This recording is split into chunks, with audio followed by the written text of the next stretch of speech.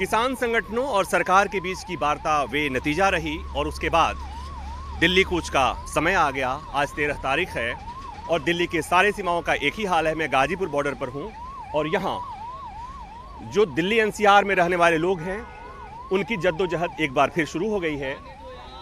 आप देखेंगे गाजीपुर बॉर्डर पर यूपी से आने वाले ट्रैफिक का हाल देखिए, बॉर्डर का हाल देखिए। और पिछले 20 मिनट से एम्बुलेंस फंसी है। एम्बुलेंस चिल्ला चिल्ला के कह रही है कि मुझे रास्ता दो। उस एम्बुलेंस में किसी की जान अटकी पड़ी होगी, पता नहीं क्या होगा उसका। और सड़कें बंद हैं। जिम्मेवार कौन है? इस एम्बुलेंस में पड़ा हुआ मरीज और उसके परिजनों को नहीं पता। बस इतनी सी बात है कि किसानों की कुछ मांग है, सरकारों को माननी थी, सरकारों ने नहीं मानी, सरकार ने नहीं मानी और फिर किसान सड़कों पर हैं। सारी सीमाएं बंद कर दी गई हैं। आम आदमी एक बार फिर पिस रहा है। सरकार की अपनी पीड़ा होगी, किसानों की अपनी पीड़ा है और इस दोनों के बीच में आम आदमी की पीड़ा, दिल्ली एनसीआर में रहने वालों की पीड़ा। ये एक्सप्रेसवे पे मैं खड़ा हूँ और एक्सप्रेसवे का ये हाल है। कैमरामैन सुनील के साथ प्रभाकर मिश्रा, न्यूज़ 24।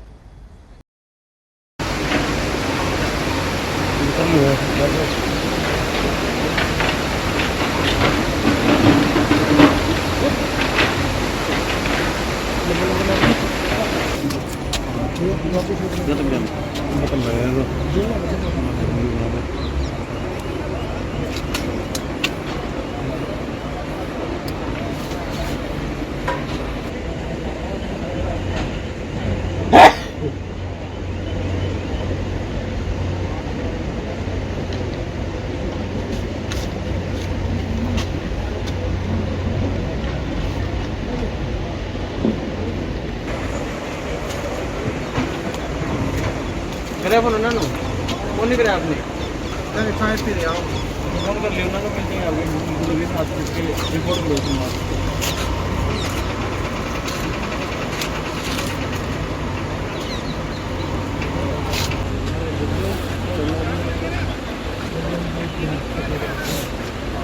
उनको बंदूक का नहीं है।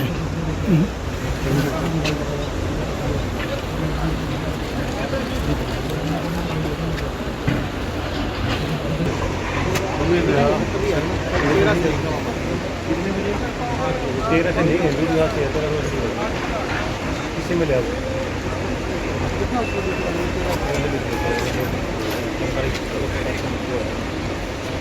तेरा रात में शुरू हो गया, रात शुरू हो गया के साथ। हेलो, हाँ जी सर जी, मैं बॉर्डर जम्मू बॉर्डर डबल तो जो नाइट में है ना, जो नाइट बट डे नाइट के आपस में कर लेंगे ना। डे नाइट में जैसे भी मान लिया कोई कर, मैं दिन में करूँ, कोई रात में करूँ, सबको बता दिया इनको। अप्सरा का नंबर दे दिए सबको इनके।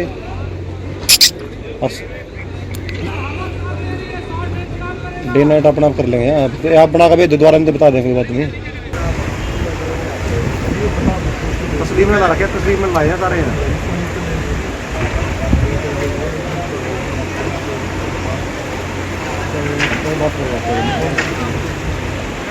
अच्छी पे आगे लग दीजिए सर, अच्छी पे आगे लग फोन अपने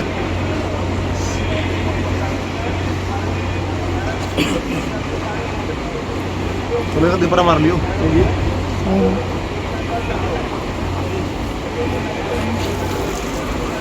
जैसे परले पुल को चलो पीछे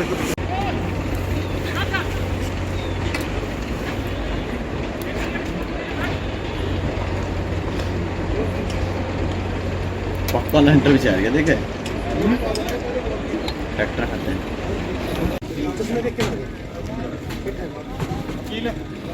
भाई आपको पहले ही खड़े हो जाओ भाई, आगे मेरी और पीछे से लेना है वो है एक छोरा वही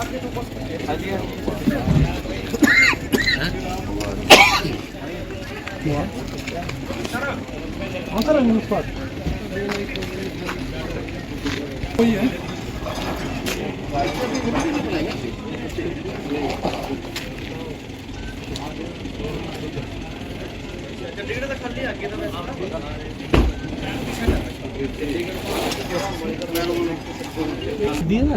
आर्किटेक्ट में लगा रो बड़ा है वो वायरलेस वाला के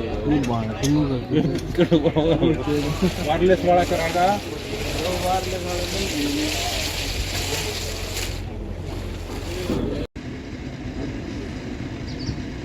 अरे वो मिट्टी नहीं चले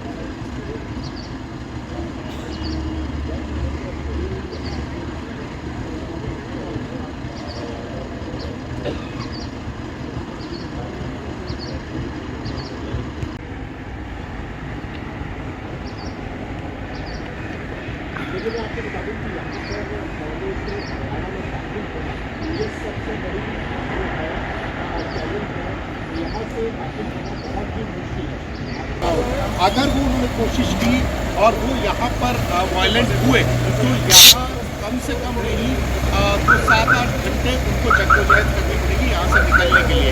हालांकि आइडेंटिटी तो यही है कि 10 बजे अरदास होगी।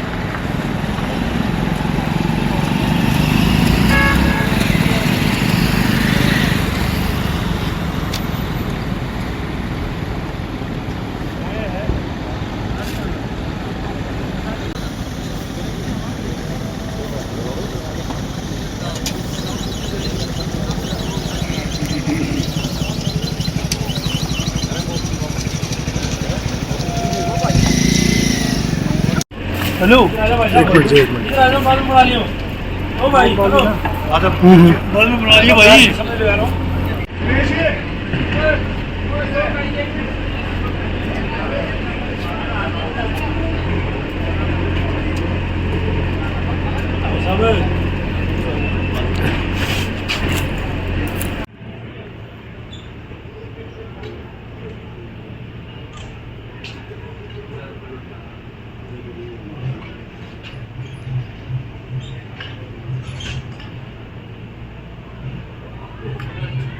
घूमने वाला तो दूसरा है। लगभग 5 घंटे के करीब हमारी मंत्री महोदय से मीटिंग चली है।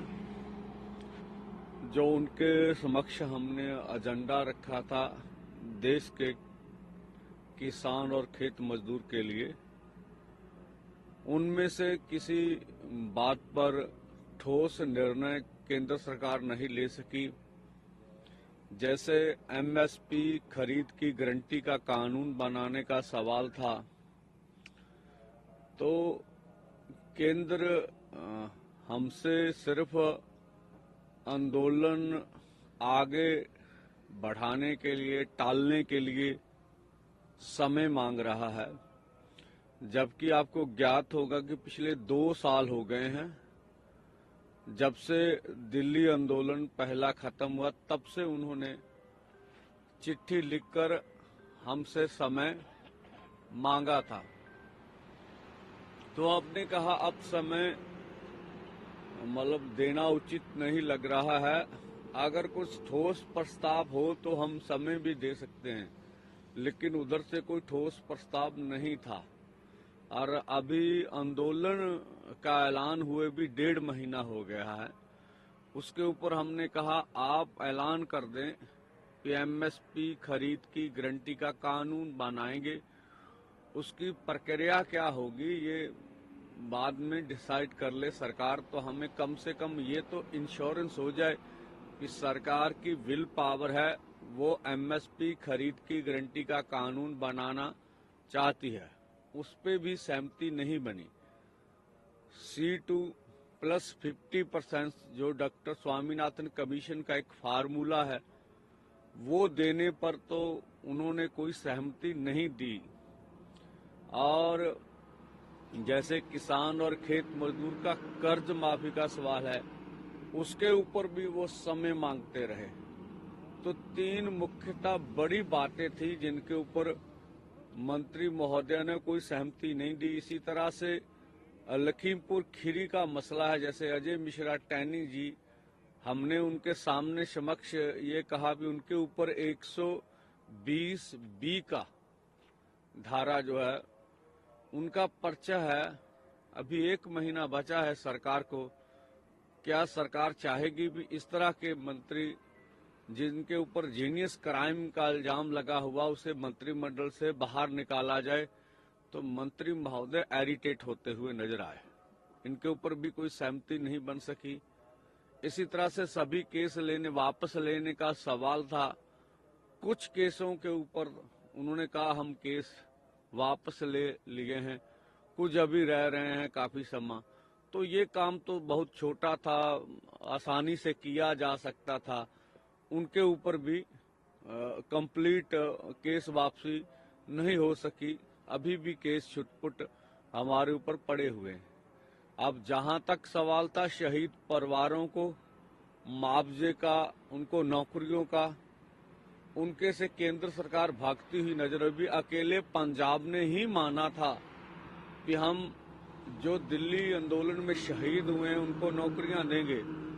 हमने मंत्री महोदय से ज्ञात करवाया कि आपने जो चिट्ठी लिखी है उसमें लिखा हुआ है कि पंजाब के पैटर्न पर जिस तरह पंजाब शहीद परिवारों को नौकरी दे रहा, उसी तरह सारे देश में जहां जहां दिल्ली आंदोलन में किसान शहीद हुए उनको नौकरियां दी जाएंगी। तो उससे भी भागती हुई सरकार नजर आई।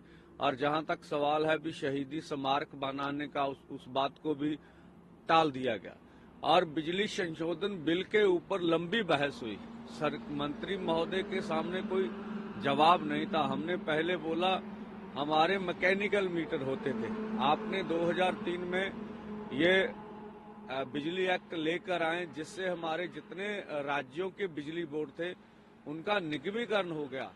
और उसके बाद जो प्राइवेट क्षेत्र में नए थर्मल प्लांट बने, जैसे पंजाब में अब 4-4.25 रुपए हमारे सरकारी थर्मल प्लांट जो है वो बिजली पैदा करते हैं, लेकिन जो प्राइवेट थर्मल प्लांट सरकार की नीति से है तो 7 रुपए 7.5 रुपए बिजली हमको उनसे खरीदनी पड़ती है। तो हमने क्या, अब उसको पहले आपने निगमीकरण किया, अब आप निजीकरण करना चाहते हैं, तो आपको ज्ञात होगा भी बादल सरकार ने 2010 में बाहर से केंद्र से कंपनियां मांग के अर्धसैनिक फोर्सों की पंजाब राज्य बिजली बोर्ड को तोड़ दिया था। तो उनके सामने जब हमने कहा पहले हमारे मैकेनिकल मीटर थे, फिर आप इलेक्ट्रिकल मीटर ला के आए और अब स्मार्ट मीटर लगा रहे हैं। पंजाब सरकार के मंत्री बोल रहे थे भी हम तो बोल रहे हैं भी आप किसी ने मीटर लगाना है लगाइए, मत लगाइए, लेकिन गांव में मीटर तो लग रहे हैं। जो उच्च अधिकारी है पंजाब के, जब उनके पास हम वार्ता करते हैं तो बोलते हैं ये केंद्र सरकार का एक्ट है। तो एक तो बात ये भी गुमराह करते हुए नजर आए कि अब तो स्टैंडिंग कमेटी में ये कानून पड़ा था, संसद भंग हो गई, कानून ही नहीं लाए। फिर हमें ये भी बताते नजर आए कि हमने जो उसमें से बिल है उनसे से किसान बाहर निकाल दिया। तो कोई उनकी सही बात सामने समझ नहीं। पॉल्यूशन एक्ट से हमने कहा था खेती को बाहर निकालना, उसके ऊपर भी गलत जानकारी दी गई। जो पिछले लंबे समय से ये बात कर ली गई थी वो बताने का यत्न किया गया। इसी के साथ साथ जैसे आदिवासियों की संविधान की 5वीं सूची लागू करने का सवाल था, इसके ऊपर मंत्री ने कहा कि हम इसे लागू करेंगे, लेकिन आप जैसे छत्तीसगढ़ में हाथरस की घटना देखे, वहां पर जो 2008 में समझौता हुआ था, अब जबरदस्ती फोर्स लगाकर वहां से आदिवासियों को निकाला जा रहा। लाखों आदिवासी वहां प्रदर्शन कर रहे हैं। दूसरा हमारा था नरेगा, 200 दिन दिहाड़ी 700 रुपया, उसके ऊपर भी कोई मंत्री महोदय बोल नहीं पाए, कुछ बता नहीं पाए। और हम चाहते से फसली बीमा योजना सरकार अपने दम पर करे, उनके ऊपर भी कोई सहमति नहीं बन सकी। इसी तरह WTO पे के ऊपर तो वो चर्चा भी नहीं करना चाहते थे भी WTO से खेती बाड़ी को बाहर निकाला जाए। तो ये लंबी वार्ता चली। सारे किसान लीडर्स ने, जैसे हमारा किसान मजदूर मोर्चा है, सैकड़े यूनियन का, उधर SKM गैर राजनीतिक है, उनके ऊपर भी सैकड़े यूनियन, सभी की कोशिश थी कि हम मीटिंग को छोड़ के ना जाएं और इस तरह का कोई ना कोई रास्ता निकाले जिससे आने वाले समय में देश के किसान खेत मजदूर को फायदा हो, कुछ लाभ हो। लेकिन केंद्र सरकार के ऊपर से कोई इस तरह का ठोस प्रस्ताव ना रखा गया, ना लाया गया। तो उनकी वार्ता से सब यही लगता था कि अधिक से अधिक समय मीटिंग में निकल जाए और वो कम से हमें यही नजर आया वो समय बिताना चाहते हैं। हकीकत में उनके ऊपर कोई ठोस प्रस्ताव नहीं था। तो फिर वार्ता समाप्त हुई, फिर भी हमने अपने फोरमों में सबको कन्वे किया है, लेकिन किसी की भी इसके ऊपर सहमति बनती नजर नहीं आ रही है। तो तब हमने मजबूरन 10 बजे दिल्ली की ओर, बॉर्डरों की ओर कूच करने का निर्णय लिया कि हमें आगे बढ़ना चाहिए। तो हम पूरे देश के किसान और खेत मजदूर से आह्वान करते हैं, देखिए अब सरकार की मर्जी है, सरकार के पाले में गेंद है। आप पूरे देश से हमारा आह्वान है, दिल्ली की ओर बढ़िए। आगे केंद्र की मर्जी क्या करती है क्या नहीं करती उनकी मर्जी है। हम सब पंजाब और हरियाणा के युवाओं से, किसानों से, मजदूरों से कि हम अपनी ओर से पीसफुली शांति बना के रखेंगे। अगर इस मोर्चे में शांति पीसफुली आंदोलन चला सके तो ये आंदोलन कामयाब होगा। हम अपने ओर से कोई सरकार से टकरा नहीं पैदा करेंगे। हमने पहले 10-20 मिनट जिस तरह से हरियाणा को, हमने कहा हरियाणा कश्मीर की वैली नजर आ रहा है, आप हरियाणा में नेट बंद करके रखे हैं। जैसे आपकी सरकार की गाड़ियां जो है हरियाणा के गांव को घेरा डालकर खड़ी हुई है, वहां आप वाटर कैनन की गाड़ियां गांव में लेके घूम रहे हैं। रात के 12 बजे घरों में दबिश दी जा रही है, महिलाओं को अभद्र व्यवहार किया जा रहा है और जो किसान लीडर के रिश्तेदार हैं उनको नोटिस दिए जा रहे हैं और बोला जा रहा है आप MBBS कर रहे हैं, आपकी MBBS से बर्बाद करके रख देंगे। आपका लड़का 10वीं में पढ़ रहा, उसको 10वीं में पढ़ने नहीं दे रहे। वहां पटवारी जा रहे हैं, वो बोल रहे हैं आपका मैं खेत की कुर्की कर दूंगा, नोटिस दे के आ रहे हैं। तो पूरी तरह आप देखें, ऐसे लगता है पंजाब हरियाणा की कौमांतरी सरहद हो और किसी भी कानून में नहीं लिखा है इस तरह से एक देश में 2 सरहदें बन जाए। तो हमने अकेली बात पूरे उनके समक्ष रखी, फिर भी हम वार्ता करने के लिए आपके साथ आए हैं कि हम चाहते वार्ता से कुछ निकल जाए, लेकिन जो आपकी ओर से प्रयास हो रहे हैं, जो प्रशासन कर रहा है, वो निंदनीय है। जैसे कल हमने देखा जो लोग बेंगलोर से आ रहे थे, वो हमारे एक लीडर्स है, उनकी घरवाली सी, जिस तरह से उनको बालों से पकड़ के नीचे खींचा गया, उसके सर के ऊपर चोट लगी है, मेरे पास उनकी तस्वीर है। उन्हें डिटेन कर लिया गया। मध्य प्रदेश से 300 किसानों को डिटेन किया गया, पूरे देश भर से, जैसे बिहार से किसान चले उनको भी डिटेन किया गया, और यूपी से किसान चले उनके पास टिकटें थी 100 किसानों को, उनको भी डिटेन कर लिया गया, गाड़ियों से उतार दिया गया। जब ये बातें हमने कुछ बड़े लीडरों को पकड़ा गया, जब अन्य राज्यों में उन्हें बोला गया इन्होंने तो केंद्र सरकार की मीटिंग में आना है, तो फिर उन्हें छोड़ा गया। तो केंद्र सरकार का व्यवहार टकराव वाला है, भड़काने वाला है, उत्तेजित करने वाला है, डराने वाला है। अब दिल्ली में 100 से अधिक किसान जो गिरफ्तार की खबरें हमें सामने आ रही है। अब हमारे जितने भी किसान लीडर हैं उनके ट्विटर हैंडल बंद कर दिए गए। तो ये कौन सी कार्रवाई है? तो मजबूर है हम आगे बढ़ने के लिए।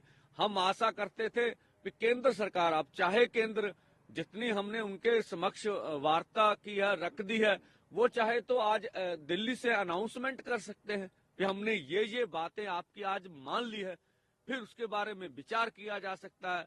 अन्यथा नहीं तो आज 10 बजे हम बॉर्डरों की ओर कूच करेंगे। हमारे बहुत सारे साथी अभी आ रहे हैं, उनका वेट करेंगे, प्लानिंग करेंगे। तो हम फिर दोबारा कहना चाहते हैं, हमारे ओर से पूरी तरह शांतमयी पीसफुली ढंग से हम अपना कार्य करेंगे, लेकिन केंद्र हमें उग्र नजर आ रहा है, केंद्र हमें डराता हुआ नजर आता है। अब पूरा देश, पूरी दुनिया देख रही है कि देश के किसान और खेत मजदूर को पिछले 75 सालों से इंसाफ नहीं मिला, और अभी भी सरकार की मंशा है वो हमें इंसाफ देना नहीं चाहते हैं।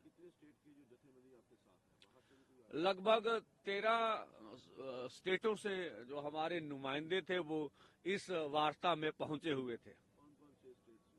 देखिए, जिस तरह से तमिलनाडु है, केरला है, पौंडीचेरी है, अब आंध्रा है, अब बेंगलुरु, उधर वो स्टेट से जैसे कर्नाटका था, वहां से लोग आए थे।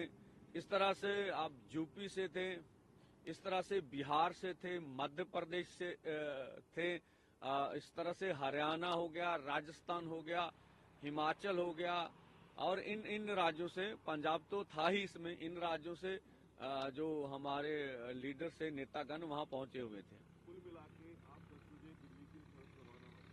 हाँ, देखिए, अब आप क्या कर सकते हैं, कोई हमारी बात तो मानने के लिए तैयार नहीं, हमें मजबूर। कल रात जिस तरह से किसान संगठनों और केंद्रीय सरकार के बीच लगातार बैठकों का दौर भी जारी रहा, लेकिन कहीं ना कहीं बैठकें ये नाकाम साबित हुई, और यही कारण था कि किसान संगठनों ने दिल्ली कूच का कल ही ऐलान कर दिया था। और इस समय हम ग्राउंड जीरो पर हैं, शंभू बॉर्डर है, जहां पर कल की वार्ता विफल होने के बाद हरियाणा पुलिस और जो पैरामिलिट्री फोर्सेस है यहाँ पर डिप्लॉय की गई है। फिलहाल इस समय आप देख सकते हैं कि इसको एक तरह से कहा जा सकता है कि किले का रूप दे दिया गया है कि किसी भी तरह से हरियाणा में एंट्री ना हो पाए। बेशक किसान यूनियनें जो थी उन्होंने केंद्रीय मंत्रियों के समक्ष भी ये मामला भी उठाया था, और इस समय आप देख सकते हैं कि किस तरह के यहाँ पर ये हालात बने हुए हैं। और वहीं पर आपको दिखा रहे हैं कि किस तरह से जहाँ पर जो नीचे घग्गर दरिया है, घग्गर दरिया को पूरी तरह से खोद दिया गया है कि किसी भी तरह से कोई भी ट्रैक्टर ट्राली जहाँ से निकल ना पाए। हालांकि सरकार द्वारा बार बार दावा भी किया जा रहा था, और यही कारण था कि लगातार ही जो मॉक ड्रिल की जा रही थी, आंसू गैस के गोले भी फेंके जा रहे थे, और वहीं पर ड्रोन के थ्रू भी आंसू गैस गिराई भी जा रही थी। अब देखना होगा कि जिस तरह से हरियाणा सरकार ने पूरी तरह से किलेबंदी की है, अब जो किसान संगठन है फतेहगढ़ साहब में पहुंच चुके हैं, और 10 बजे के करीब जिस तरह से किसानों ने ऐलान किया हुआ है कि वो दिल्ली की ओर कूच भी करेंगे, और जो ये बैरिकेडिंग है, कंक्रीट की बैरिकेडिंग है, इसको बिल्कुल ही उखाड़ भी फेंकेंगे। और जिस तरह से हरियाणा सरकार ने यहाँ पर किलेबंदी की है, तो देखना होगा कि किसान इस किलेबंदी में सेंध लगाने में कामयाब होते हैं या नहीं। कैमरामैन गंभीर सिंह राणा के साथ विशाल अंग्रेज, न्यूज़ 24, शंभू बॉर्डर, अंबाला।